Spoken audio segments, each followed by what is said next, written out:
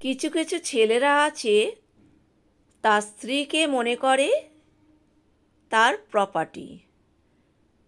আবার কিছু ছেলেরা আছে স্ত্রীকে বাইরে জব করতে দেবে না, প্লাস তাকে হাত খরচাও দেবে না।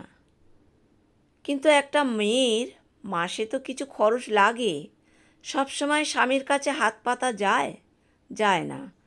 তবে বেশিরভাগ মেয়েরা চায় আমি কিছু জব করব, কিছু উন্নতি করব, তাহলে আমার হাতে কিছু পয়সা থাকবে। অথচ সেই স্বামী তাকে করতেই দেবে না, তাকে হাত খরচাও দেবে না, উপরন্তু কিছু কাজ বাইরে করতে দেবে না।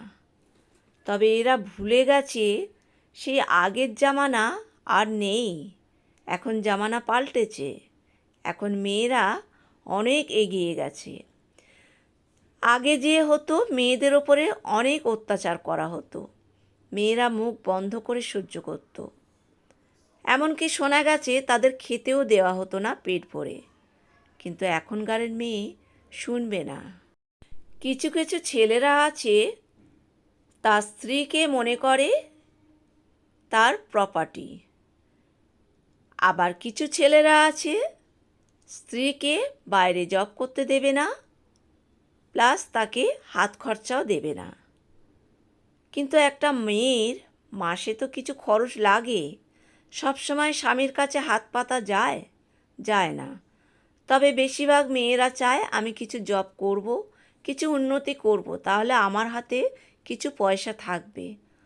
অথচ সেই স্বামী তাকে করতেই দেবে না, তাকে হাত খরচাও দেবে না, উপরন্তু কিছু কাজ বাইরে করতে দেবে না।